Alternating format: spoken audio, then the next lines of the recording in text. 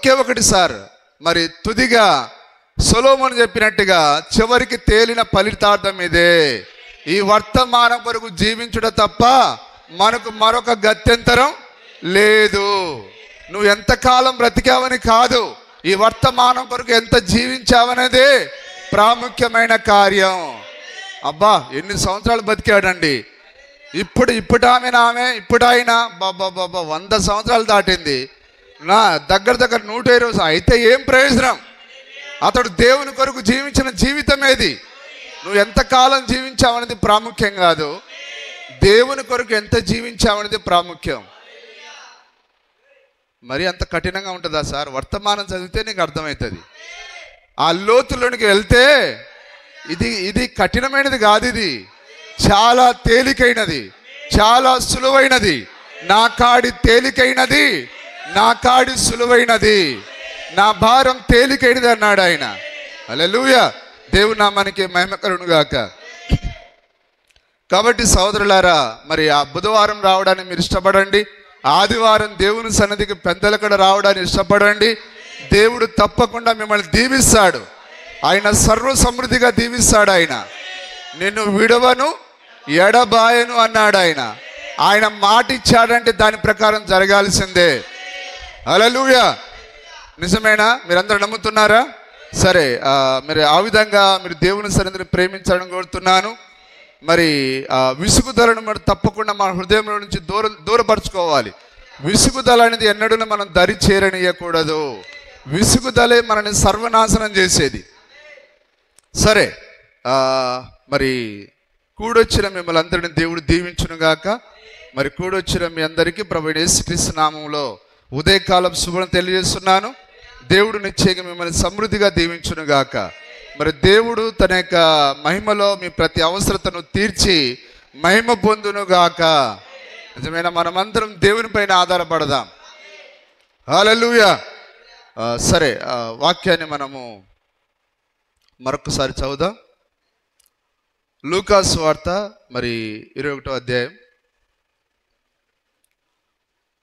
చదవండి.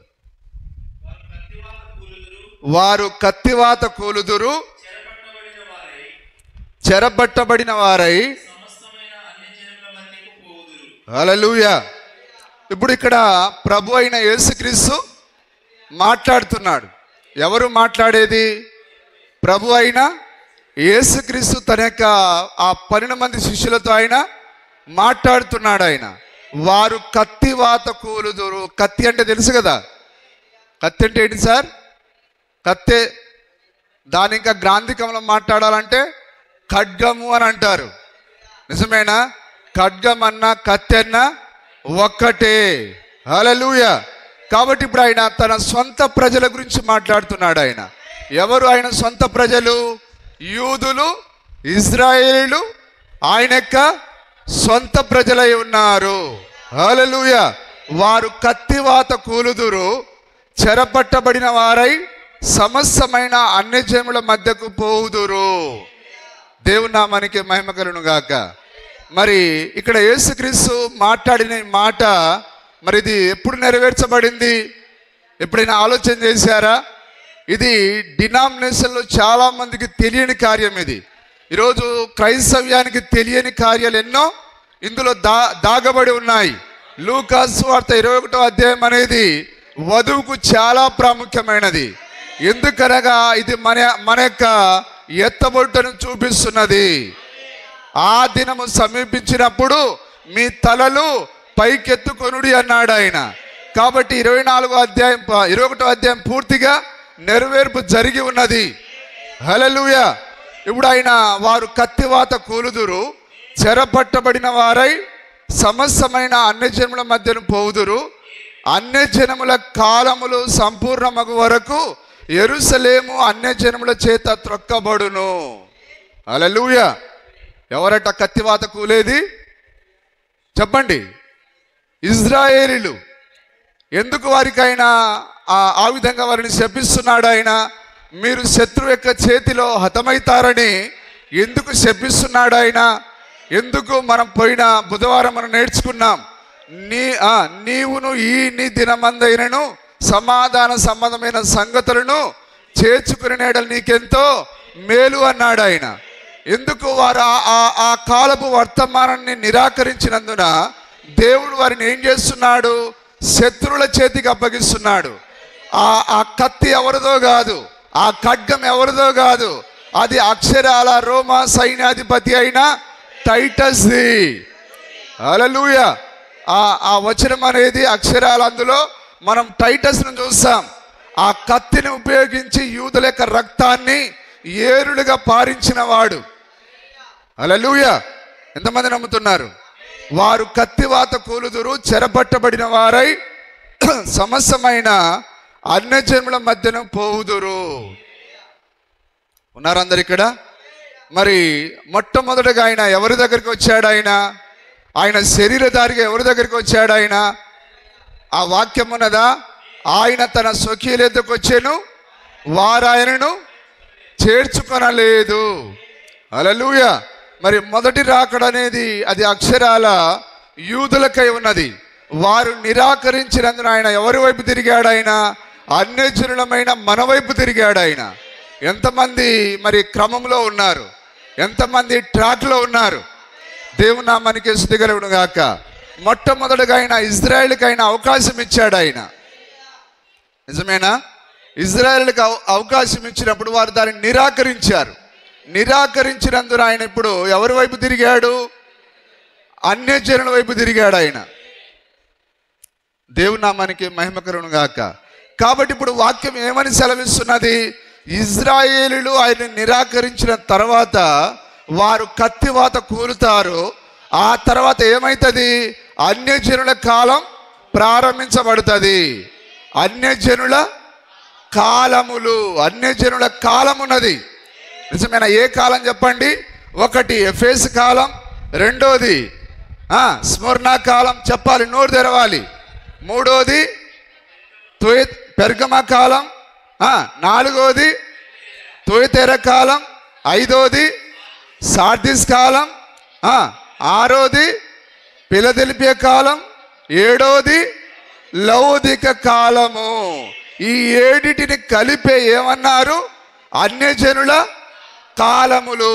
కానీ నువ్వు లోకంలో ఏ శాఖకైనా వెళ్ళు, నీకెక్కడా ఈ కాలములు అంటే ఏంటిదో నీకు జవాబు దొరకదు. కానీ నీకెట్ట తెలుస్తున్నది?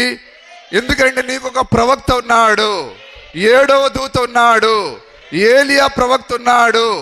అందుకొరకే ఈ కాలములు అంటే ఏంటిదో అన్యజనుల కాలములు. ఇప్పుడు మనం నేర్చుకున్నామా ఏమని?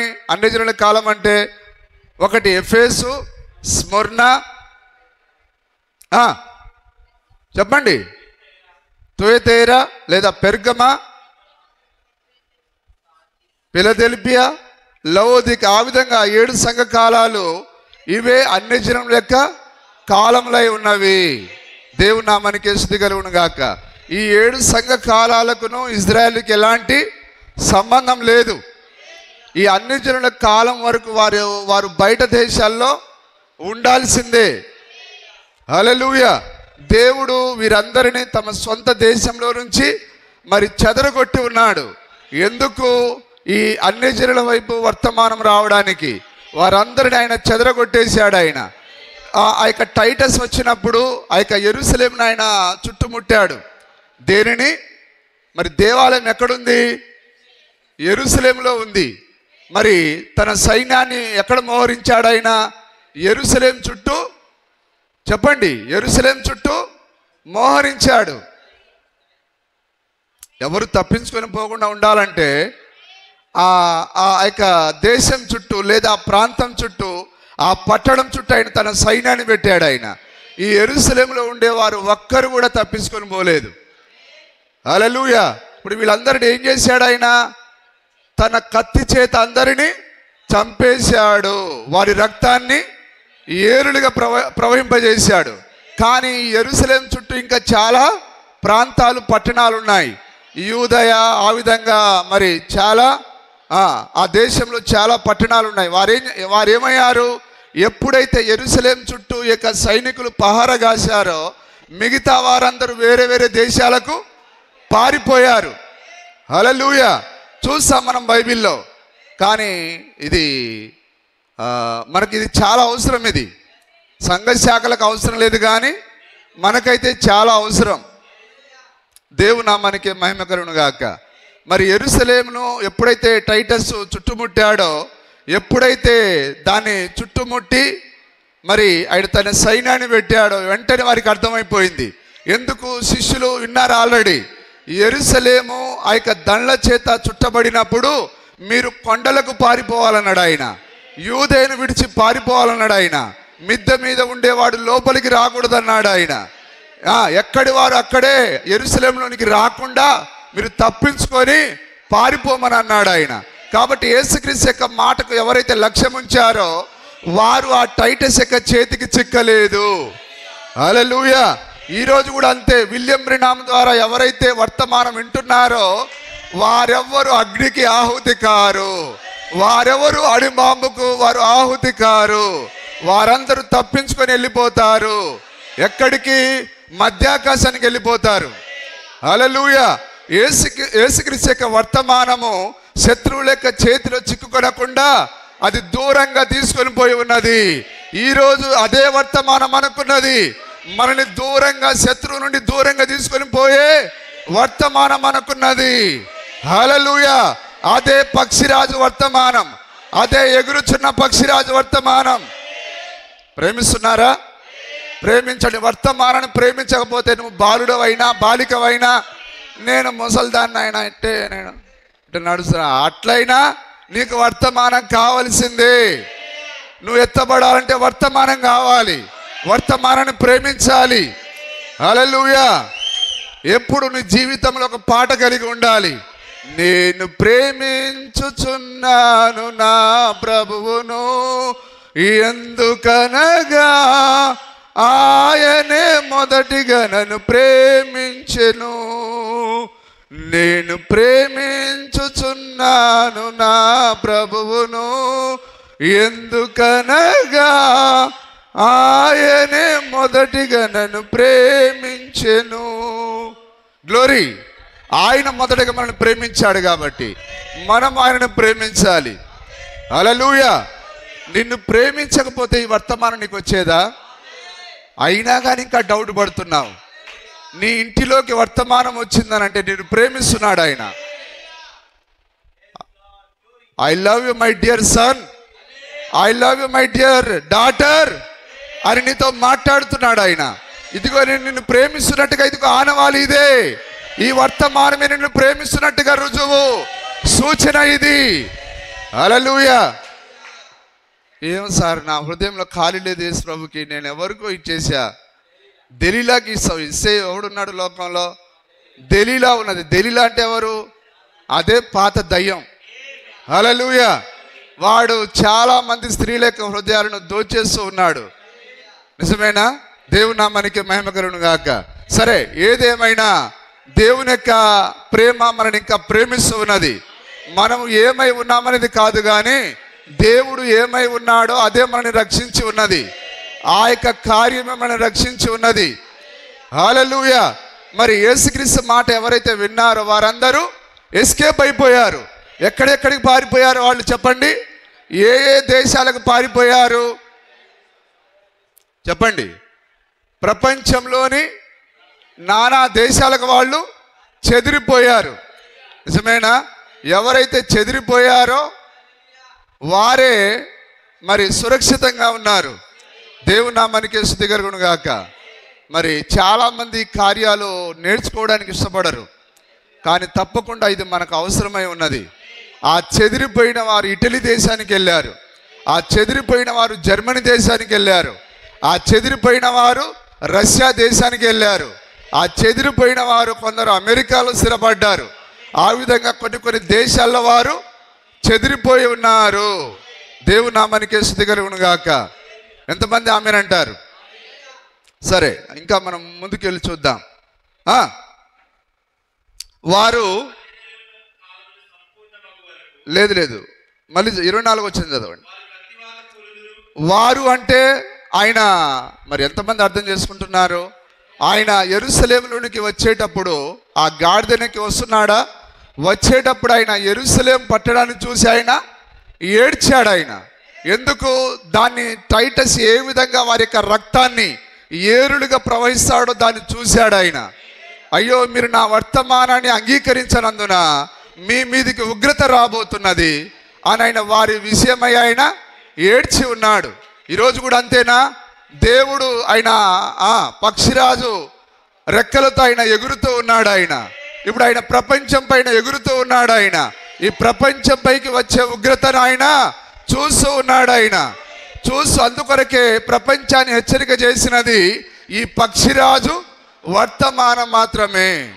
నీకు ఏ సంఘశాఖ పోయినా నీకు హెచ్చరిక ఎక్కడా ఉండదు, కానీ ఈ గత పుస్తకం చదవగానే నీకు హెచ్చరిక ఉంటుంది. ఎందుకంటే ఆయనే ఆ పక్షిరాజు అయి ఉన్నాడు, ఆయనే ఆ యొక్క హెచ్చరిక స్వరమై ఉన్నాడు. హల్లెలూయా. ఆయన ఆ రోజు మెస్సయ్యను లేదా యేసుక్రీస్తును ఆ యెరూషలేము పట్టణం నిరాకరించినందున దాని విషయమై ఏడుస్తున్నాడు. ఆయన ఏడ్చి మాట్లాడుతున్నాడు. ఆయన అయ్యో, మీరు ఒకరోజు టైటస్ చేతిలో అతని కత్తి చేత మీరందరూ కూలిపోతారు, మీ రక్తం ఏరులుగా ప్రవహిస్తుంది. టైటస్ ఏం చేశాడట? వారిని బయటికి పోనీయకుండా, ఆహారం దొరకనీయకుండా, ఆహారం లేకుండా చేశాడు. వారు చివరికి గడ్డి తిన్నారట. ఎంతమంది చదివారు వర్తమానం? వారికి ఉన్న ఆహారం అంతా అయిపోతే వాళ్ళు గడ్డి తిన్నారట, తర్వాత చెట్ల బెరడులు తిన్నారట, తర్వాత చివరికి చిన్న బిడ్డలను వండుకొని తినే పరిస్థితి వచ్చింది. ఆ మిగిలిన వారిని ఎంత దారుణం చూడండి. నీ దినమును దాని వర్తమానమును తన సొంత బిడ్డలనే చూడండి కనికరం లేకుండా శత్రువుల యొక్క చేతికి అప్పగించిన దేవుడు. సోదరుడా, తన మన గౌరవం అనేది ఎంతసేపు ఇవ్వాలో అంతసేపు ఇస్తాడు ఆయన.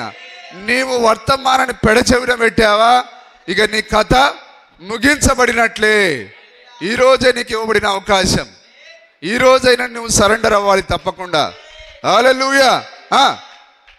చూడండి, కూలుదురు చెరపట్టబడిన వారై. ఇప్పుడు ఆయన ఈ మాట చెప్పేది ఎవరి గురించి అంటే ప్రత్యేకంగా ఈ యెరూషలేములో ఉండే ప్రజల గురించి. యెరూషలేము ఇజ్రాయెల్ దేశంలోని ఒక పట్టణం. అర్థమైందండి? భారతదేశంలో తెలంగాణ అనేది ఎట్లయితే ఒక ప్రాంతమో ఒక రాష్ట్రమో, అలాగనే యెరూషలేం అనేది ఇజ్రాయెల్ దేశంలో కేవలం ఒక ప్రాంతమై ఉన్నది, ఒక పట్టణమై ఉన్నది. కానీ ఇంకా పెద్దది ఉన్నది ఇంకా. హల్లెలూయా. కానీ యెరూషలేంలో ఉండే వారందరూ నాశనం అయ్యారు. కానీ చుట్టుపక్కల ఉండే ప్రాంతాల్లో ఉండే వారు ఏం చేశారు? ఆ కొండలకు, వేరే దేశాలకు, ఆ విధంగా వారు తప్పించుకొని వేరే వేరే దేశాలకు పారిపోయారు. ఇప్పుడు మనం నేర్చుకున్నామా? వారు ఎక్కడికి వెళ్ళారు? ఇటలీ దేశానికి వెళ్ళారు, ఆ రోమ్ దేశానికి పారిపోయారు, ఆ తర్వాత జర్మనీ దేశానికి పారిపోయారు, రష్యా దేశానికి పారిపోయారు, కొందరు అమెరికా దేశానికి, ఇంకా నానా రకాలైన దేశాలకు పారిపోయారు. దేవుని నామానికి మహిమ కలుగును గాక. సరే, ఇంకా మనం చూద్దాం ఆ యొక్క లూకా సువార్త 19వ అధ్యాయం 42వ వచనం. మళ్ళీ ఒకసారి మనం చూద్దాం దాన్ని. ఆయన పట్టణమును సమీపించినప్పుడు దానిని చూచి దాని విషయమై ఏడ్చి. హల్లెలూయా. దానిని చూచి దాని విషయమై ఏడ్చి. ఏ పట్టణాన్ని సమీపించాడు ఆయన? అదే యెరూషలేం పట్టణాన్ని. హల్లెలూయా. దాన్ని చూచి దాని విషయమై ఏడ్చి. ఎందుకు? వారు కత్తివాత చేత కూలబోతున్నారు. అయ్యో యెరూషలేమా, యెరూషలేమా, ఇదిగో కోడి తన పిల్లలను తన రెక్కల కింద చేర్చుకున్నట్లుగా నేను ఎన్నో మందిని చేర్చుకోవడానికి ప్రయత్నం చేశాను, అయితే నువ్వు నా మాట వినలేదు. హల్లెలూయా. అందుకే నీ ఇల్లు పాడు కాబోతున్నది. ఆయన శపించాడు ఆయన. హల్లెలూయా. నీవు అంటే ఈ యెరూషలేం. హల్లెలూయా. ఒక సమస్య ఇది. యెరూషలేం అనేది పరిసయ్యుల సమస్య. ఈరోజు కూడా అంతేనా? ఆ రోజు యెరూషలేం అనే సమస్యను చూసి ఏడ్చిన దేవుడు ఈరోజు ఆయన ఈ సమస్యలన్నిటిని చూసి ఆయన ఏడుస్తూ ఉన్నాడు. ఆయన హెచ్చరిక చేస్తూ ఉన్నాడు. ఆయన, ఓ ప్రపంచ సమస్యలారా, ఇదిగో నా దాసుడైన విలియం నా మాటకు వినండి, లోబడండి. కానీ ఇక్కడ కూర్చున్న వాళ్ళే నమ్మట్లేరు. చాలామంది చదువుకునే యవ్వనస్తులు చాలేవయ్యా ఏంటిది, పెద్ద పెద్ద బిల్డింగులు కడతా ఉంటే రోడ్లన్నీ ఇప్పుడే వేస్తున్నారు, ఇక నువ్వు నాశనం అవుతాయని అంటావా? నేను అనట్లేను. దేవుడే తన హెచ్చరికని ఇస్తున్నాడు. ఆయన తన దాసుని ద్వారా మాట్లాడుతూ ఉన్నాడు. ఆయన హల్లెలూయా. ఏ సంస్థ కానీ, ఏ పట్టణం కానివ్వండి, ఏ దేశం కానివ్వండి, దేవుని యొక్క వర్తమానం నిరాకరించినప్పుడు వారి మీదకి దేవుడు ఉగ్రతను కుమ్మరిస్తాడు.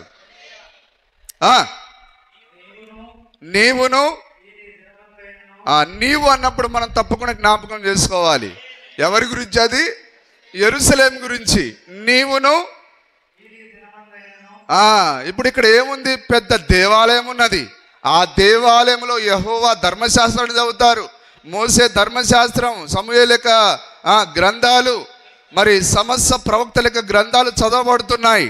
మరి ప్రవక్తలందరూ ఆ మెస్సయ్యను గురించే వారు రాశారు. ఆ గ్రంథాలను చదివి ఆ యెరూషలేం నుంచి ఆయనేమో బయటికి వెళ్ళగొట్టారు. ఆయన బయట ఉండి ఏడుస్తున్నాడు. ఆయన ఈరోజు కూడా అంతేనా? ఈరోజు ప్రభు అయిన యేసుక్రీస్తు బయట తలుపునంత నిలబడి ఆయన తట్టుచూ ఉన్నాడు. ఆయన సంవత్సరాలారా మీ తలుపు తీయండి. హల్లెలూయా. ఆ రోజు అదే విధంగా యెరూషలేం పట్టణం ఆయన బయటకు తోసేసింది. ఈరోజు ఈ సమస్యలు ఆ విధంగా బయటకు తోసేసాయి. ఆయన తలుపునంత నిలుచుండి తట్టుచున్నాడు. ఆయన హల్లెలూయా. నీవును ఈ నీ దినమందైనను సంగతులను ఎవరు సమాధాన సంబంధమైన సంగతులు? వారి యొక్క గొప్ప యెహోవా దేవుడే, వారి యొక్క మెస్సయ్యాయే. ఆ ప్రవక్తలందరూ చెప్పిన వాక్యం ఏమైంది? ఇప్పుడు శరీరధారిగా మారి అది 30 సంవత్సరాలు వారి మధ్యలో నివసించి అది 30వ సంవత్సరంలో తన సేవను ఆయన ప్రారంభించాడు. ఆయన తన వాక్యంతో తను గుర్తింపజేసుకున్నాడు. ఆయన ఇదిగో నా జీవితం వాక్యానికి తగినట్లుగా ఉన్నది, ఇదిగో నేను నా తండ్రి క్రియలు చేయని ఎడల నన్ను నమ్మకుడి, చేసిన ఎడల నన్ను నమ్ముడి అన్నాడు. ఆయన వాక్యంతో నిరూపించుకున్నాడు. అయినా కానీ వారెవరు నమ్మడానికి ఇష్టపడలేదు.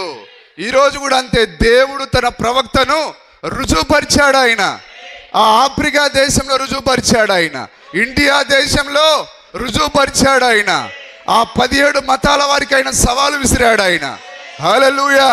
ప్రభువా, నేను ఇక్కడ మరి నిస్సాయుడిగా నిలబడి ఉన్నాను, నీవే సాయం చేయాలన్నప్పుడు దేవుడు ఒక గుడ్డివాడిని చూపించాడు. ఇదిగో యేసుక్రీస్తే దేవుడిని నేను నిరూపిస్తాను. ఒకవేళ నేను ముందు మీకు అవకాశం ఇస్తున్నాను. ఈ 17 మతాల వారు మీరు ఇక్కడ ఉన్నారు, ఇదిగో ఒక గుడ్డివాడు మన మధ్యలో ఉన్నాడు. ఇదిగో మీ మతం సత్యమైతే, మీ మతంలో ఉన్న దేవుడు సత్యమైతే ఇదిగో ఈ గుడ్డివానికి చూపునివ్వండి. లేనట్లయితే ఇదిగో నా దేవుడు ఇప్పుడు ఇతనికి స్వస్థతనిస్తాడు. హల్లెలూయా. ఇదిగో మీరందరూ యేసుక్రీస్తే నిజమైన దేవుడని అంగీకరించాలి. వారందరూ ఎవరు కూడా ముందుకు రాలేకపోయారు. కానీ నిజమేనా? విలియం బ్రెనామ్ జస్ట్ ఆయన చిన్న ప్రార్థన చేశాడు. ఆయన వెంటనే ఆ యొక్క సూర్యదేవుని నమస్కారం చేసిన వానికి కళ్ళు తెరవబడ్డాయి. అది తన ప్రవక్తలు రుజువు చేయట కాదా? ఇదిగో అమెరికా నుంచి భారతదేశాన్ని నడిపించింది నేనే అని రుజువుపరిచాడు. ఆయన ఒక గదిలో కూర్చొని యూట్యూబ్లో పనికి మాల ముచ్చట్లు మాట్లాడడం కాదు. ధైర్యం లేని పిరికివారు, ఆడంగివారు పనికి మాలిన మాటలన్నీ మాట్లాడతారు. మతాలన్నీ ఒక చోట ఏకమై వారి ముందు మాట్లాడాలంటే నీ చొక్కా తడుస్తుంది, చెమటతో వణికిపోతావు. కానీ ఏ పలుకుబడి లేని వ్యక్తి ఏ విధంగా 4 లక్షల మంది ప్రజల ముందు సవాలు విసిరాడు. ఆయన ప్రవక్త రుజువు చేయలేదా? రుజువుపరచబడిన ప్రవక్త. ఆయన దక్షిణాఫ్రికా దేశంలో రుజువుపరిచాడు. ఆయన అమెరికా దేశంలో రుజువుపరిచాడు. ఆయన ప్రపంచంలోని ఆ మిగతా ఫిన్లాండ్ దేశంలో ఆయన రుజువుపరిచాడు. ఆయన ఆ కారు కింద పడి నుజ్జునుజైపోయిన బాలుడు తిరిగి ప్రాణమును పోసుకొనుట, తిరిగి జీవించుట, అది ప్రవక్తలను రుజువుపరచుటై ఉన్నది. హల్లెలూయా. నమ్మమంటే మనం ఏం చేస్తాం? ఎన్ని కార్యాలతో ఆయన తన ప్రవక్తను రుజువుపరిచాడు. అది విలియం బ్రెనామ్ చేసిన కార్యాలు కావు, అవి దేవుడు చేసిన కార్యాలు అవి. ఎంతమంది నమ్ముతున్నారు? సరే, వాక్యం చదువుదాం. సంగతులను నీకెంతో మేలు. ఆ రోజు ఆ యెరూషలేములో ఉండే ఆ పరిసయ్యులకు, సద్దుకయ్యులకు, ఆనాటి ఆ యొక్క ఇజ్రాయేలులకు, యూదులకు ఆయన మరుగు చేయబడి ఉన్నాడు. ఆయన ఎవరో వారు చూడలేకపోయారు. దేవుడే స్వయంగా అంటున్నాడు, ఇదిగో మీ కనులకు ఇప్పుడు అవి మరుగు చేయబడి ఉన్నవి. మరి ఈరోజు కూడా అంతేనా?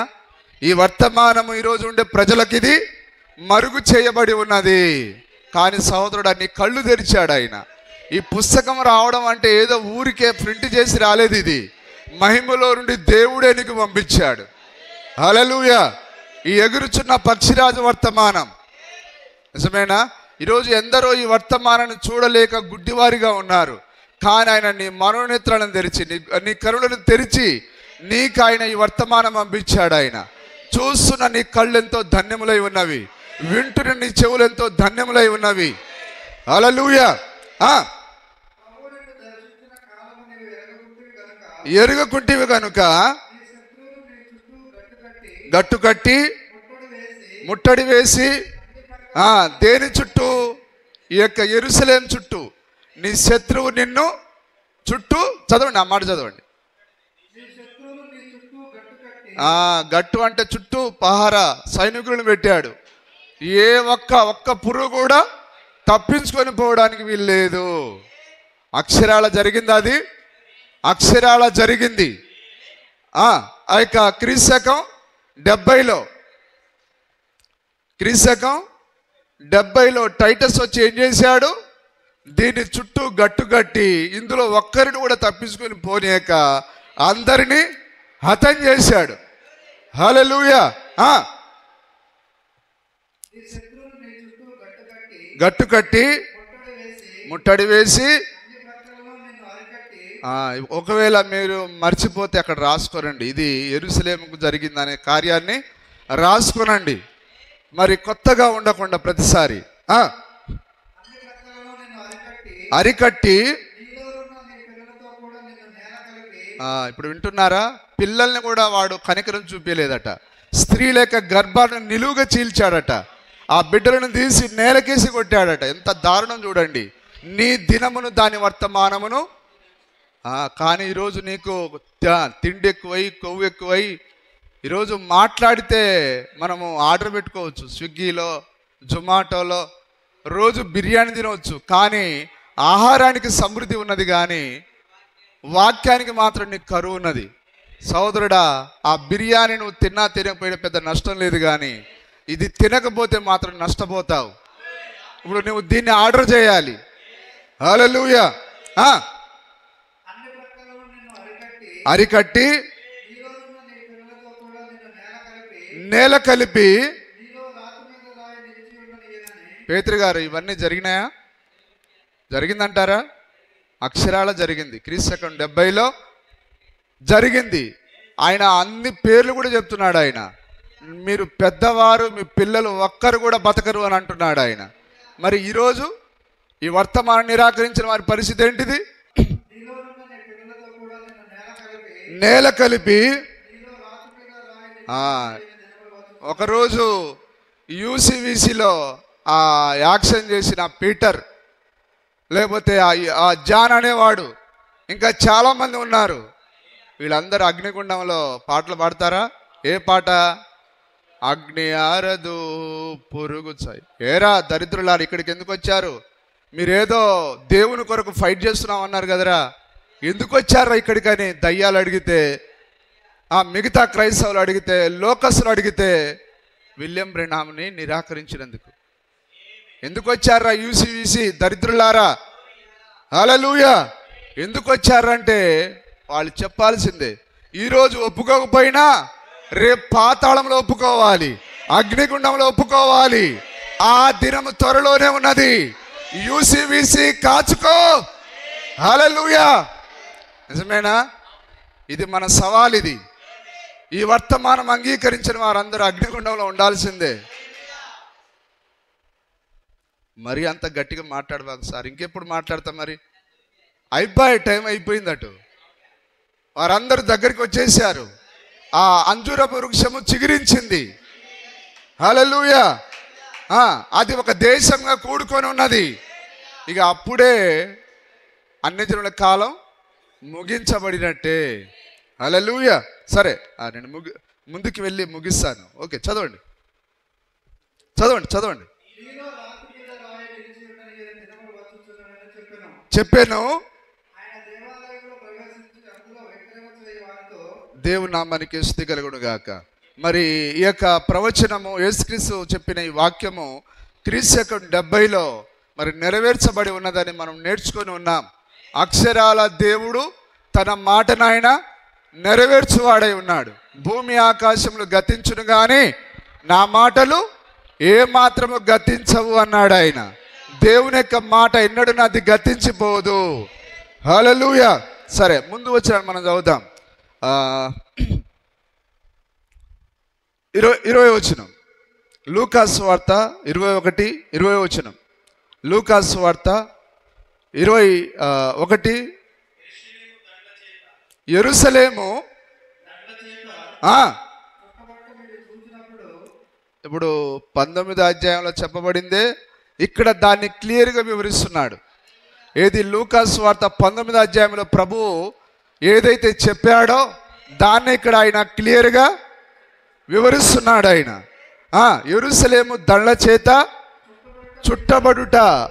ఏది ప్రాముఖ్యంగా దేని గురించి మాట్లాడుతున్నాడు ఆయన? ఈ యెరూషలేము అనే సంవత్సరం గురించి మాట్లాడుతున్నాడు ఆయన. హల్లెలూయా. దండ్ల చేత. ఎవరి దండ్లు అవి? ఎవరి సైన్యం అది? టైటస్ యొక్క సైన్యం. దండ్ల చేత చూచినప్పుడు. హల్లెలూయా. అర్థం చేసుకుంటున్నారా?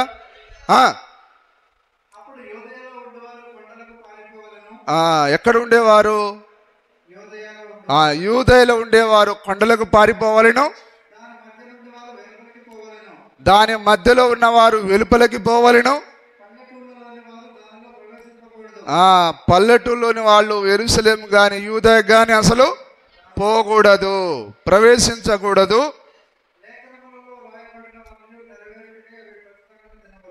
లేఖనంలో రాయబడినవన్నీ నెరవేరుటకై అవి ప్రతిదండన దినములు.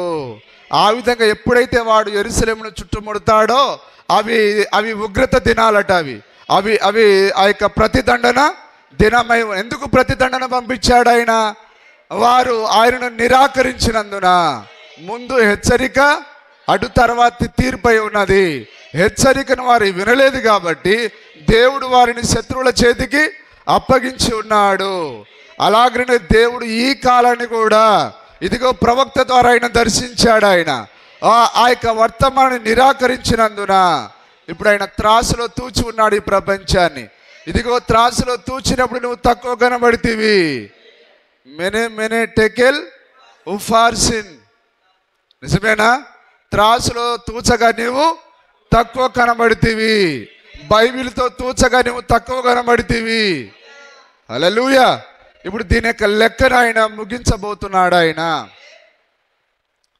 ఓకే, కింది చదవండి. ప్రవేశింపకూడదు. అది సూచన ఏంటిదంటే దీని చుట్టూ ఎప్పుడైతే శత్రువు వస్తాడో అప్పుడు మీరు అలర్ట్ అవ్వాలి. నిజమేనా? ఇప్పుడు ఆ యొక్క యెరూషలేము ఇజ్రాయెల్ ఒక దేశంగా ఉన్నదంటే అది వేరే దేశాలను భయపడుతున్నదంటే ఇప్పుడు మనమందరం అలర్ట్ అవ్వాలి. మనమందరం మన భక్తి జీవితాన్ని వెలిగించుకోవాలి. మన దివిటిని మనం వెలిగించాలి. మన ప్రార్థనను మనం పునరుద్ధరించాలి. మన వాక్యాన్ని చదివేదాన్ని పునరుద్ధరించాలి. దేవుని గురించి ఆలోచన చేసేదాన్ని పునరుద్ధరించాలి. ఇప్పుడు ఏదైనా నువ్వు బాగు చేసుకునేది ఇప్పుడే. యెరూషలేము ఏకంగాని ఇజ్రాయెల్ ఏకంగాని బాంబేసుకొని చూద్దాంలో మెల్లగాని కొందరు ఆ మిగతా బుద్ధిలేని కన్యకలు కునికి వారందరూ విడవబడ్డారు. కానీ ఎవరైతే అటు పరిస్థితులను చూసి తమను తాము సిద్ధపరచుకున్నారో వారు ఆ యొక్క లోపలికి వెళ్ళిపోయారు. ఆ దినములలో గర్భిణులకును పాలిచ్చు వారికి శ్రమ. హల్లెలూయా. ఇబ్బందియు కోపమును దేవుని యొక్క ఉగ్రతయు వస్తున్నది అక్కడ. ఎందుకు? నీవును ఈ దినమందైనను సమాధాన సంబంధమైన సంగతులను చేర్చుకోనందున. హల్లెలూయా. అప్పుడు ఆయన కిందికి చెప్తున్నాడు, ఆ దినములలో గర్భిణులకును పాలిచ్చు వారికి శ్రమ, భూమి మీద మిక్కిలి ఇబ్బందియు, ఈ ప్రజల మీద కోపమును వచ్చును. మరి ఆ రోజు మొదటి రాకడలో కోపం వచ్చిందంటే రెండో రాకడలో మరల ఆయన తన్ను తాను మనుష్య కుమారుడిగా ఆయన ఈ అన్య ప్రపంచానికి ఆయన కనబరుచుకున్నాడు. ఆయన మొదటి మనుష్య కుమారుని రాకడను నిరాకరించిన యెరూషలేము తప్పించుకోకపోతే రెండో మనుష్య కుమారుని రాకడను నిరాకరించిన ఓ ప్రపంచమా, నీవు ఎలాగ తప్పించుకోగలవు? ఇదిగో నీ కొరకు అగ్నిగుండము కాచుకొని ఉన్నది, నీ కొరకు అణుబాంబులు కాచుకొని ఉన్నాయి. ఇప్పటికైనా మారు మనసు పొంది వర్తమానం దగ్గరికి రా, ఈ వర్తమానాన్ని స్వీకరించు. హల్లెలూయా.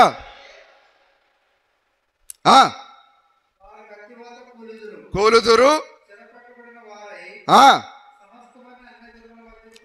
సమస్తమైన ఇక దేశం మొత్తం ఖాళీ అయిపోయింది. రండి సార్, వాక్యం దగ్గరికి రండి. వాక్యం మీదిది. ప్రియుడు మీవాడు, ప్రియుడు నావాడు, వాక్యము నాది, వర్తమానం నాదని భావించండి. ఇది నీ కొరకే ఇది మాట్లాడేది. ఏదో నాకు మీకు సంబంధం లేదన్నట్టుగా కాదు. ఇది నీకు వాక్యానికి సంబంధం ఉన్నది. ప్రియుడు ప్రియురాలు ఒక్కటే, వధువు వరుడు ఒక్కటే, వారు వేరు కాదు.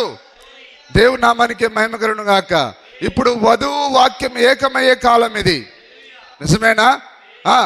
వారు ప్రజల మీద కోపం వచ్చును, వారు కత్తివాత కూలుదురు.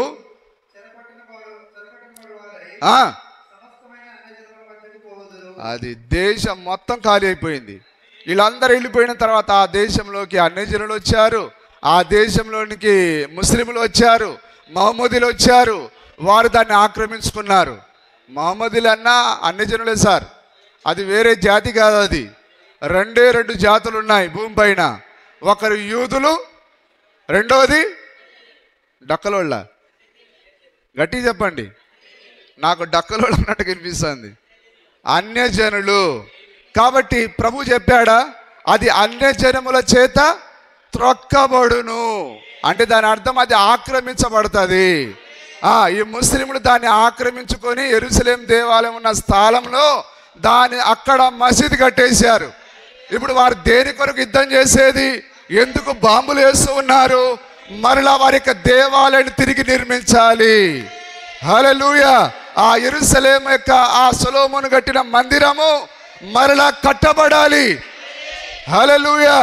అది యూదుల కొరకు. అది అయితే మన గొప్ప సొలొమోను ఇది వరకే తన దేవాలయాన్ని కట్టేశాడు. ఆయన ఆ దేవాలయం ఇక్కడే ఉన్నది. ఆ దేవాలయంలో నివాసం చేస్తూ ఉన్నాడు ఆయన. దేవుని నామానికి మహిమ కలుగును గాక. ఇప్పటికైనా అర్థమవుతుందా? సంపూర్ణ మగు వరకు అంటే చెదిరిపోయిన ప్రజలు. యెరూషలేం మొత్తం ఖాళీ అయిందా? ఇజ్రాయెల్ మొత్తం ఖాళీ అయిందా? ఇప్పుడు వాళ్ళు మళ్ళీ బయట దేశాలను విడిచి మళ్ళీ ఎప్పుడు రావాలి? వాళ్ళు ఈ 7 సంఘకాలాలు పూర్తయ్యేంత వరకు వారు బయటే ఉండాలి. అందుకొరకే ఇప్పుడు పూర్తి అయిపోయిందా? అందుకొరకే వారు 1948లో వారు తమ సొంత దేశానికి వచ్చారు. ఏంటి సార్, డబ్బులు సంపాదించే ఒక్క మాట కూడా చెప్పవా? ఇదేనా? హల్లెలూయా.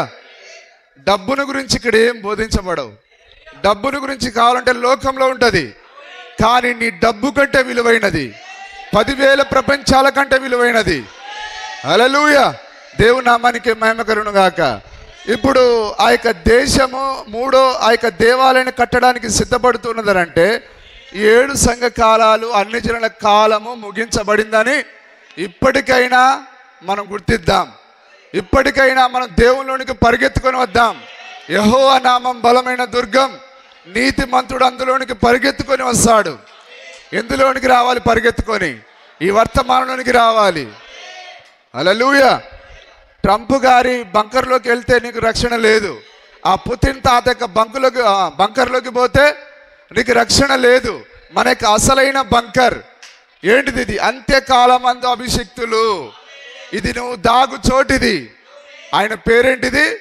ఆయనయే నా యొక్క దాగు చోటు అని అన్నాడు ఒక భక్తుడు.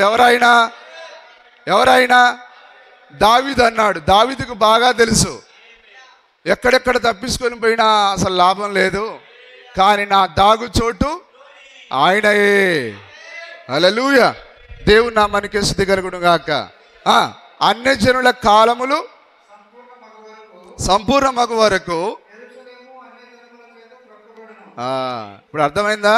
ఇప్పుడు యెరూషలేము ఎవరు హస్తగతం చేసుకున్నారో వీళ్ళందరిని చంపేసిన తర్వాత ఈ ప్రజలందరూ నానా రకాలైన దేశాలకు చెదిరిపోయిన తర్వాత ఈ దేశం మొత్తం అన్యజనుల చేత నింపబడింది.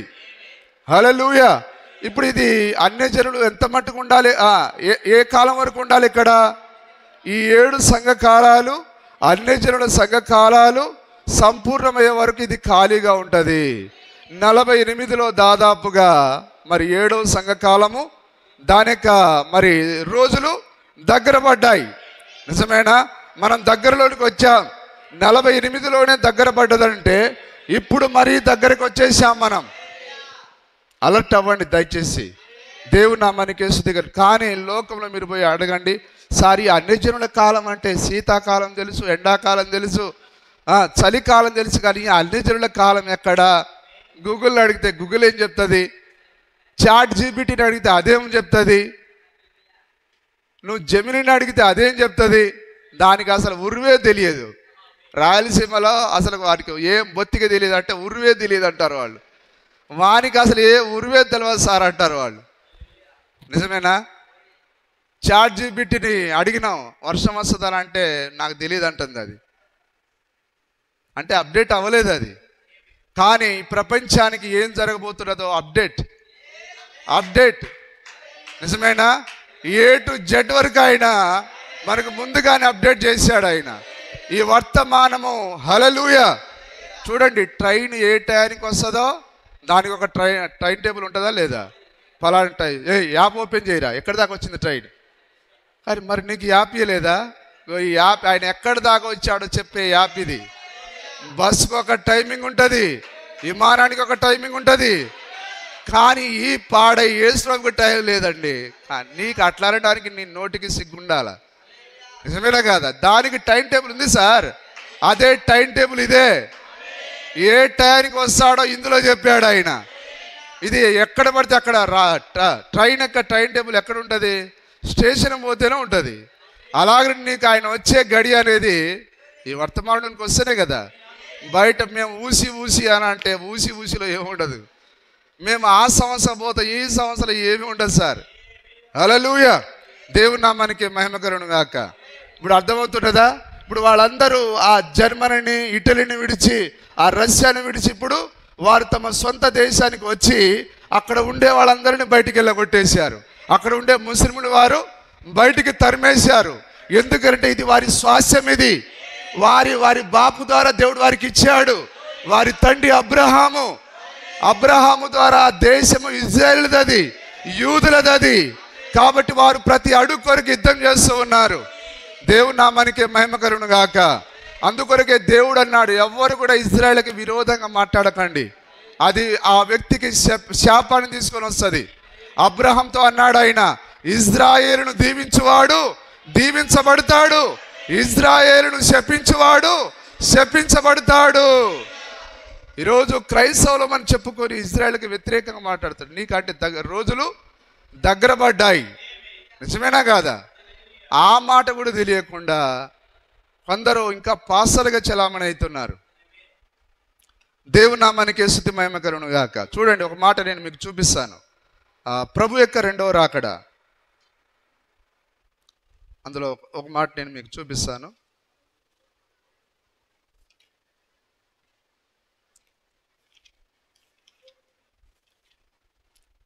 ఆ 26వ పేర దయచేసి చదవండి. ప్రభు యొక్క రెండవ రాకడ. అంజురపు కొమ్మ లేతదై చిగురించుట. ఇప్పుడు 48లో దేవుడు దాన్ని ఏం చేశాడు? మళ్ళా నాటాడు ఆయన. ఇప్పుడు లేత మొక్క అది, నిజమేనా? లేతదై చిగురించుట మీరు చూచినప్పుడు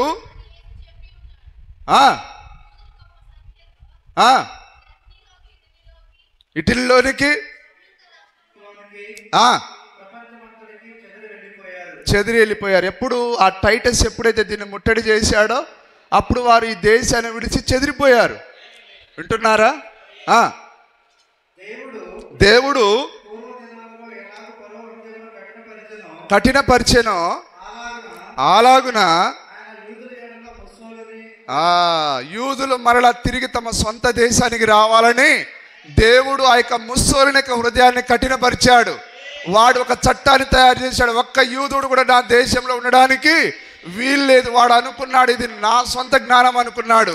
కానీ బుద్ధిహీనుడా ముస్సోలిన్, ఇదిగో నీకు దేవుడు ఆజ్ఞాపించాడు, నీ హృదయాన్ని కఠినపరిచాడు. అందుకే నువ్వు యూదుని అక్కడి నుంచి వెళ్ళగొట్టావు. వారు ఉండాల్సింది ఇటలీలో కాదు, వారు ఉండాల్సింది వారి సొంత దేశంలో.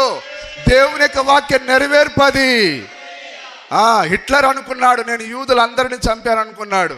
కానీ అది వాడు కదా చేసిన కార్యం. దేవుడు వాని హృదయాన్ని కఠినపరిచాడు. హల్లెలూయా. మరి దేవుని వాక్యం ఏమని చెప్పింది? మెస్సయ్య ఎక్కడ పుడతాడు? ఆ యెహోవా ఎక్కడ పుడతాడు? పశువుల పాకలో పుట్టాలి. అయితే మరియా యోసేపు ఎక్కడున్నారు? నజరేతులో ఉన్నారు. ఏ చట్టం లేకపోతే మనం ఆడికేం పోతాం? మనం ఈయన నువ్వు బిడ్డను కనమని యోసేపు చెప్పేవాడు. కానీ ఔగుస్తు, నిజమేనా? ఆ యొక్క ఔగుస్తు చక్రవర్తి వలన ఒక చట్టం వచ్చింది. ఏ చట్టం అది? ఒకసారి చదవండి. లూకాసు వార్త 2వ అధ్యాయం 1వ వచనం. లూకాసు వార్త 2:1.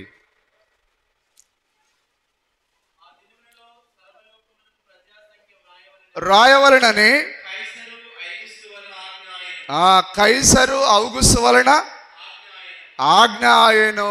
ఎందుకు ఆ ఆజ్ఞను తీసుకొని వచ్చాడు? వాడు ప్రవచనాన్ని నెరవేర్పు చేస్తున్నాడు. మరియను బెత్లెహేముకు పంపిస్తున్నాడు. పంపించేది ఆ యొక్క కైసరి ఔగుస్తు కాదు, దేవుడే తన వాక్యాన్ని నెరవేరుస్తున్నాడు. ఈ ఔగుస్తు లేకపోతే కైసరి ఔగుస్తు అందరిని పిలిచి, ఎట్లుందిరా, ఇట్లాగా జనాభాలకు ఎవరైనా రాయించారా? సార్ మీ తెలివికి హ్యాట్సప్ సార్, అసలు ప్రపంచ చరిత్రలో మీ పేరు నిలబడిపోతుంది సార్. అరే ఔగుస్తు, నీ తెలివి కాదురా అది. దేవుడు తన వాక్యాన్ని వాడుకున్నాడు. దేవుని పని చేసేదానికైనా శత్రువులను సైతం వాడుకుంటాడు ఆయన. ఆ యొక్క యోబు యొక్క నీతిమత్వాన్ని నిరూపించేదానికి ఆయన దయ్యాన్ని వాడుకున్నాడు ఆయన. ఆ యొక్క గుండె ధైర్యం దేవుని వాక్యం కొరకు దానియేలు ఎంతో కఠినమైన వాడని నిరూపించేదానికి ఆయన సింహాలను వాడుకున్నాడు ఆయన. అగ్నిగుండాన్ని వాడుకున్నాడు ఆయన. కరువును వాడుకున్నాడు ఆయన. హల్లెలూయా. ఇవన్నీ మంచివే, మరక మంచిదే అన్నట్టుగా శ్రమలన్నీ మంచివే. నన్ను శోధించిన తర్వాత శుద్ధ సువర్ణంగా మారేదను. డూప్లికేట్ బంగారానికి కొలిమి అక్కర్లేదండి. ఒరిజినల్ బంగారానికే కొలిమి కావాలి. ఒరిజినల్ బంగారానికే మూస కావాలి. ఒరిజినల్ బంగారానికే బండ యొక్క ఆ రాపిడి కావాలి. నిజంగా బండ పైన నువ్వు రాకపోతే నీకు ప్రత్యక్షత రాదు. పాతకాలంలో ఏం చేసేవారంటే ఆ బంగారాన్ని బండకు రాకి దాని యొక్క స్వచ్ఛతను తెలియజేసేవారు. నిజమేనా? ఇప్పుడు మనం ఎక్కడున్నాం? క్రీస్తు అనే బండలో ఉన్నాం. ఆ బండ మనని బండ పైన రాకుతుంది, కొన్ని శ్రమలను తీసుకొని వస్తుంది. దానికి నువ్వు ఆమేనని చెప్పాలి. ఎందుకు పాడై నా జీవితంలో అందరూ బాగానే ఉన్నారు, నాకే రావాలా? అట్లా అన్నామంటే చచ్చినోడివే. హల్లెలూయా. సరే, ఇక్కడ మనం చూస్తున్నాం చూడండి. ఆయన ఔగుస్తు ఆ యొక్క కైసర్ ఔగుస్తు యొక్క హృదయాన్ని ఎట్లయితే కఠినపరిచి మరియను గర్భిణి అయిన ఆ మరియను మరి ఏ విధంగా ఆ యొక్క బెత్లెహేముకు పోయేటట్లు చేశాడో. ఎందుకు ఆమె బెత్లెహేముకు వెళ్ళకపోతే ప్రవచనం తప్పవుతుంది. కానీ ఇప్పుడు నెరవేర్పు చేయాలి ఆయన. తన ప్రతి చిన్న మాటను నెరవేర్పు చేస్తాడు ఆయన. హల్లెలూయా. కానీ యెహోవా మహాదినం రాకముందు ఇదిగో నా ప్రవక్తను ఏలియాను పంపిస్తాన్న మాట చిన్నది కాదు, అది చిన్న మాట కానే కాదు, అది భయంకరమైన ఉగ్రత అంటే పెద్ద మాట. అది దానికంటే ముందు ఏలియా రావాలి. అంత పెద్ద అక్షరాన్ని ఈరోజు నిరాకరిస్తున్నారు. ఎట్లా తప్పించుకుంటారు? ఓ క్రైస్తవులారా, ఎట్లా తప్పించుకుంటారు మీరు? అవకాశమే లేదు. అణుబాంబులు వారి కొరకు కాసుకొని ఉన్నాయి. ఇప్పుడు అర్థమవుతుందా? ముస్సోలిని ఎక్కడి వాడు? ఇటలీ దేశపు నియంత. కఠినపరిచి వారందరినీ ఈ యెరూషలేము దేశానికి వచ్చేటట్టు చేశాడు. బహిష్కరించి చేశాడు, కఠినపరిచాడు, వెళ్ళగొట్టబడ్డారు. Glory to Lord. ఇటలీ నుంచి, రష్యా నుంచి, ఆ జర్మనీ నుంచి వారు వెళ్ళగొట్టబడ్డారు. ఎందుకనంటే ఆ యొక్క యెరూషలేము ఏకమయ్యే సమయం అదే. ఎందుకు? అన్ని జనుల కాలం సంపూర్ణమైందని అది చూపిస్తూ ఉన్నది. హల్లెలూయా.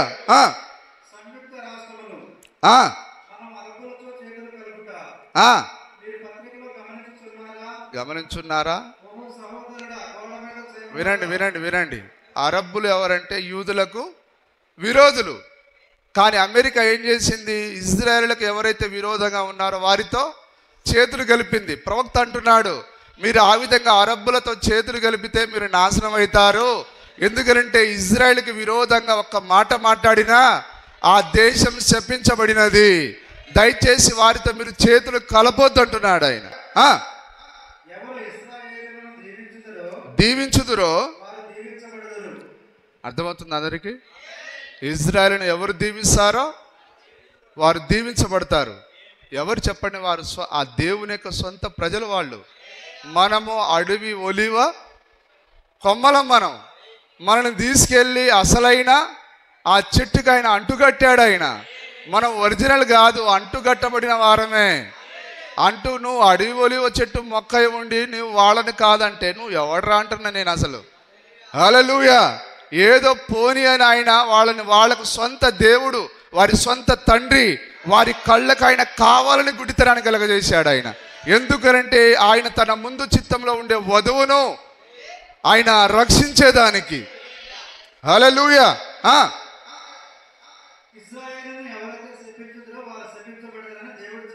చెప్పాడు. చిత్రం ఉన్నది.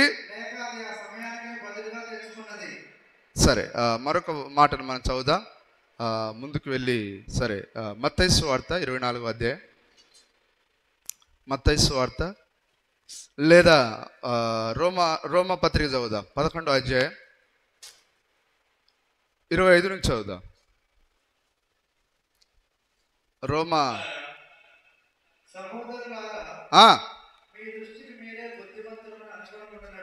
అనుకొనకుండానట్లు ఇప్పుడు ఒక మర్మం ఉన్నది చూడండి. ఈ మర్మము తెలుసుకొని కోరుచున్నాను. అదేమనగా చెప్పండి. పౌలు గారు కూడా రోమీలతో మాట్లాడుతున్నాడు. అన్యజనుల ప్రవేశం. ఇప్పుడు అన్యజనులు అంటే ఎవరు? 7 సంఘకాలాల్లో ఉండే వధువు. అన్యజనుల ప్రవేశం. ఎక్కడ ప్రవేశించాలి?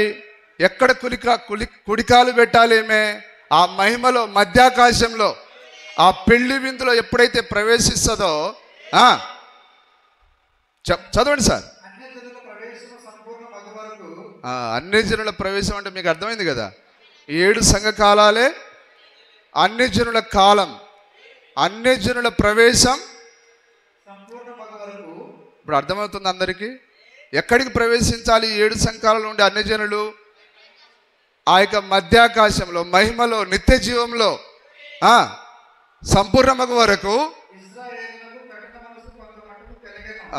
ఈమె ప్రవేశించేంత వరకు ఈమెకు కఠిన మనసు ఉన్నది. దేవుడే కఠినపరిచాడు. ఆయన ఇద్దరితో ఒకే సమయంలో వ్యవహరించలేడు ఆయన. హల్లెలూయా. చదవండి. వారు ప్రవేశించినప్పుడు వచ్చి సియోను అంటే ఇప్పుడు ఎక్కడున్నాడు ఆయన? సియోనులో ఉన్నాడు ఆయన. సియోను అనగా 7 సంఘకాలాల్లో ఉండే వధువు. ఈ వధువులో నుండి ఆయన ఇప్పుడు యాకోబు వైపు తిరుగుతాడు ఆయన. హల్లెలూయా. ఆ 144 వైపు తిరుగుతాడు ఆయన. దేవుని నామానికి స్తుతి కలుగును గాక. సియోనులో నుండి వచ్చి పాపలను పరిహరించినప్పుడు ఇది రాయబడినట్టు ఇజ్రాయేలు జనులందరూ. ఇజ్రాయేల్ జనులందరూ అంటే మీకు తెలుసా? చెప్పండి. కేవలం 144,000 మంది మాత్రమే. హల్లెలూయా. రక్షింపబడుదురు. సువార్తను బట్టి అయితే మనకు శత్రువులట వాళ్ళు, నిజమేనా? కానీ ఏర్పాటు విషయం అయితే పితరులను బట్టి వారు ప్రియులైన దేవుని ప్రియులకు నువ్వు వ్యతిరేకంగా మాట్లాడడానికి అసలు నువ్వు మనిషివా పందివా? అది పందే కావాలి అది. హల్లెలూయా. ఏలైనగా విషయంలోను పిలుపు విషయంలోను పశ్చాత్తాపడు అవిధేయులై ఉండి అవిధేయతను బట్టి కరుణింపబడితిరి.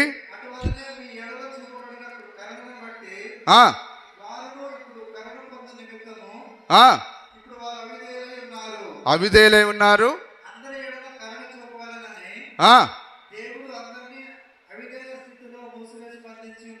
బంధించి ఉన్నాడు. కాగా దేవుని యొక్క బుద్ధి గంభీరము, ఆశ్చర్యములు, ఆవశ్యకములు.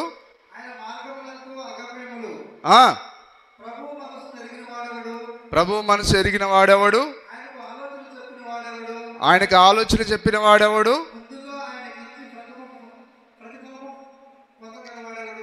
దేవుని నామానికి మహిమ కలుగును గాక. హల్లెలూయా.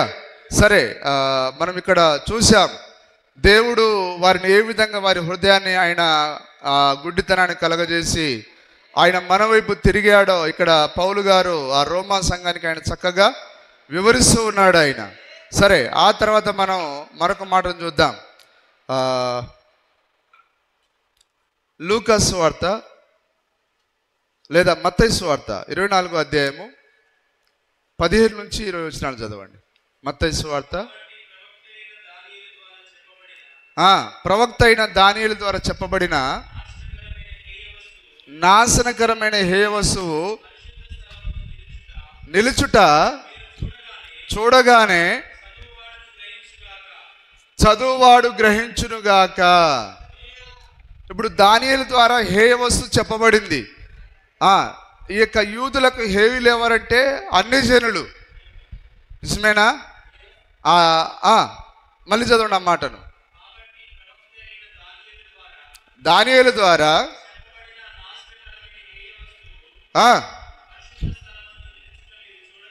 పరిశుద్ధ స్థలం అంటే యెరూషలేమే. యెరూషలేం స్థలంలో ఎప్పుడైతే ఈ అన్ని జనుల ఆ సైన్యం నిలబడుతుందో మీరు చూడగానే చదువువాడు గ్రహించునుగాక. పారిపోవాలను, దిగకూడదు, ఇంటికి రాకూడదు. అయ్యో శ్రమ, మహాశ్రమ కలుగును. అంటే ఇది ఆ యొక్క టైటస్ యొక్క మరి ముట్టడి గురించి మళ్ళీ ఆయన మత్తయి సువార్తలో కూడా మాట్లాడుతున్నాడు. శ్రమ కలుగును గనుక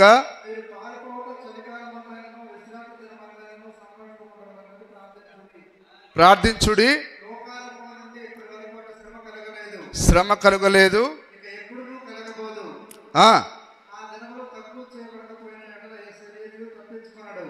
ఏ శరీరియు తప్పించుకొనడు. హల్లెలూయా. 20 వరకు చదివారా?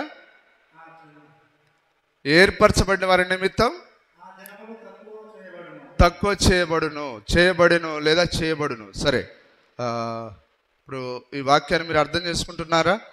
ఇక్కడ 10 మంది కన్యకలు మరియు 1,44,000 మంది యూదులు ఈ వర్తమానంలో మరి 39వ పేర తరువాత ఆయుధములు కలిగిన వారు పట్టణంలో ప్రవేశించి కనికరం లేకుండా అందరిని హతం చేశారు. వింటున్నారు అందరు? ఏ పట్టణం? యెరూషలేము పట్టణం. తరువాత ఆయుధములు కలిగిన వారు పట్టణంలో ప్రవేశించి కనికరం లేకుండా అందరిని హతం చేశారు. మొదట వెళ్ళిన వ్యక్తి యొక్క ముద్ర లేని వారందరినీ, పురుషులను, స్త్రీలను, పిల్లలను అందరిని వారు హతం చేశారు. ఎవరు? టైటస్ యొక్క సైన్యం. ఆ యూదులందరిని వారు యెరూషలేములో పిల్లలని, ఆ యొక్క స్త్రీలను వారందరిని హతం చేశారు. మత్తయి 24లో ప్రభు రాబో ఆ దినములను గురించి హెచ్చరించాడు. నిజమేనా? హెచ్చరించాడా? కానీ వారు ఆ హెచ్చరికను లెక్క చేయకుండా యెరూషలేములోనే ఉన్నారు వాళ్ళు. కానీ యేసుక్రీస్తు చెప్పిన మాటను వారు విని వారు యెరూషలేమును ఖాళీ చేస్తే వారందరూ రక్షింపబడేవారు. యెరూషలేము దండ్ల చేత ముట్టడి వేయబడినప్పుడు మిద్దె మీద నుండి వాడు క్రిందకు దిగకూడదు. పొలంలో ఉన్నవాడు యూదేలోనికి ఉన్నవాడు తన వస్త్రమును తీసుకున్నట్టుకు ఇంటి వద్దకు రాకూడదు. కానీ యూదేలోనికి పారిపోవుడి. వారు ఎలా పారిపోయారు? జోసిఫస్ అనే చరిత్రకారుడు తన రచనలో వివరించాడు. ఎవరైతే ప్రభు అయిన యేసు మాటలను ఆలకించారో, హల్లెలూయా, ఎవరైతే యేసుక్రీస్తు యొక్క మాట పైన లక్ష్యం ఉంచారో వారు మాత్రమే పారిపోయారు. అరే నిజం, ఇదిగో శత్రువులు వచ్చేసారు. మన ప్రభు మనతో చెప్పాడు, ఇదిగో మనం పారిపోవలసిన సమయం ఇదే. హల్లెలూయా. వారందరూ పారిపోయారు. టైటస్ నాయకత్వంలో సైన్యము వారిని ముట్టడి వేయుటకు వారు చూసినప్పుడు క్రీస్తు 96లో టైటస్ యెరూషలేమును ముట్టడి వేసి దానిని కూలగొట్టాడు. వారు చెట్లు ఆకులు తిన్నారు. వారు చెట్లు బెరడును, నేల మీద గడ్డిని తిన్నారు. వారు అక్షరాల ఒకరి పిల్లలను ఒకరు వండుక తిన్నారు. చూసారా ఎంత దారుణమైన పరిస్థితి? నీ దినమును దాని వర్తమానం నిరాకరిస్తే జరిగే ఫలితం అదే.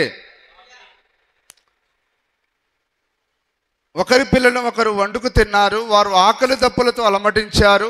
తరువాత వారు లోపల ప్రవేశించి వారిని హతం చేశారు. వారి రక్తము గవుని యొక్క కాలువల వలె ప్రవహించాయి. ఏ విధంగా ప్రవహించింది? గవుని యొక్క కాలువల వలె ప్రవహించాయి. వారు అందుకొరకే ఆ యొక్క జెఫన్యా 1:14లో వారి రక్తము దుమ్ము వలె కారును. ఎప్పుడు వధువు ఎత్తబడిన తర్వాత ఈ వర్తమానం అంగీకరించిన వారి రక్తము ఏరులై దుమ్ము వలె, దుమ్ము రక్తం రెండు ఏకమైతదని దేవుని వాక్యం సెలవిస్తున్నది. హల్లెలూయా. తర్వాత వారు లోపల ప్రవేశించి వారిని హతం చేశారు. వారి రక్తము గవుని యొక్క కాలువల వలె ప్రవహించాయి. వారు దేవాలయములను కాల్చివేశారు, గోడలను పగలగొట్టారు. అది ఇప్పటి వరకు అలాగే నిలిచి ఉన్నది. ఇప్పటికీ అది ఏమీ లేదు. అక్కడ దేవాలయం ఉన్న చోటులో మహమ్మదుల ఆలయం నిర్మించారు. ఎవరు నిర్మించారు? ఎవరు కట్టుకుంటే ఏంటి సార్, మాకు డబ్బు వచ్చే ప్రయోజనం ఏమైనా ఉంటే చెప్పు. దేవాలయం ఉన్న చోటులో మహమ్మదుల ఆలయం నిర్మించారు. మత్తయి 24లో యేసు వారిని గురించి చెప్పాను. కాబట్టి ప్రవక్త అయిన దానియేలు ద్వారా చెప్పబడిన నాశనకరమైన హేయ వస్తువు పరిశుద్ధ స్థలమును నిలుచుట మీరు చూడగానే చదువువాడు గ్రహించునుగాక. చూసారా? ఒకప్పుడు పరిశుద్ధ స్థలంగా ఉన్న చోటును ముస్లిం గోపురం నిలిచినది. ఆ పరిశుద్ధ దేవాలయం ఉన్న అదే స్థలములో నేడు మహమ్మదీయులు నిలబడి ఉన్నారు. యేసు చెప్పినట్టు, దానియేలు చెప్పినట్టుగా అక్కడ మసీదు ఉన్నది. ఇప్పుడు వారు దాన్ని తీసివేసి ఇప్పుడు వారు అక్కడ మరలా దేవాలయాన్ని నిర్మించాలి. నిజమేనా? దేవుని నామానికి స్తుతి మహిమ కలుగును గాక. ప్రవక్తలు మరియు దేవుడు వాటిని ముందుగా చెప్పుటను మీరు గమనించండి. సహోదరుడా, మనము అంత్యకాలంలో ఉన్నామని ఎరుగుట వలన అది మీ మెడపైన వెనుక ఉన్న వెంట్రుకలను నిటారుగా నిలుచున్నట్లుగా మీ యొక్క రోమాలు మరి నిక్కబొడుచుకోవట్లేదా అని ప్రవక్త అంటున్నాడు. ఇప్పుడు ఎంత భయంకరమైన కాలంలో మనం ఉన్నాం. మనము అంతములో ఉన్నాం, ఇంకా ఏమీ మిగిలి లేదు. వింటున్నారా సహోదరులారా? ఇంకా ఏమీ మిగిలి లేదు. ఈ సంగతులు అన్నీ ఎలాగూ జరుగును అని ఆయన చెప్పానో అలాగే జరిగెను. ఎందుకు? అవి మనలను ప్రోత్సహించవలసి ఉన్నది, మనలను సిద్ధపడినట్లుగా చేయును. హల్లెలూయా. ఆయన చెప్పాను, యేసు మనల్ని హెచ్చరించాను చెప్పాను. ఈ సంగతులు నెరవేరుట మీరు చూచినప్పుడు. వింటున్నారా అందరూ? ఇప్పుడు ఈ సంగతులు నెరవేర్పు జరిగాయా? చూచినప్పుడు మీ తలలు పైకెత్తుకొనుడి, మీ విమోచన సమీపముగా ఉన్నది. హల్లెలూయా. ఇప్పటి నుండి చెప్పండి, నా విమోచన దగ్గర పడింది, నేను వెళ్ళిపోబోతున్నాను. ఆ చికాకు చిన్నది చెప్పినట్లుగా చెప్పండి, ఇదిగో నా ప్రియుడు వస్తున్నాడు, ఆ గుర్రపు బండి మీద వస్తున్నాడు, ఏదో ఒక రోజు నన్ను తీసుకొని పోతాడు. అయితే ఈ మధ్యలోనే ఆ దినం ఉన్నది, నేను ఆ దినాన్ని చూడబోతున్నాను. హల్లెలూయా. దేవుని నామానికి స్తుతి మహిమ కలుగును గాక. సరే, నా టైం అయిపోయింది. మనము లోకమంతటిని సంపాదించడం వలన ఏం ప్రయోజనం? దానిని మనం ఎలాగూ పోగొట్టుకుంటాం. మనం ఆ విధంగా జయించలేం. క్రీస్తు ద్వారా మాత్రమే జయించగలం. క్రీస్తును తీసుకొనండి, అప్పుడు మీరు తప్పక జయిస్తారు. హల్లెలూయా. దేవుని నామానికి మహిమ కలుగును గాక. అందరూ అర్థం చేసుకుంటున్నారా? దేవుని నామానికి స్తుతి మహిమ కలుగును గాక. ఇప్పుడు ఇందులో ప్రాముఖ్యమైన కార్యాలు, మరి చాక్ పీస్ ఎక్కడది? నేను రాసి మరి ముగిస్తాను. ఒకటి ఏమన్నాడు ఆయన?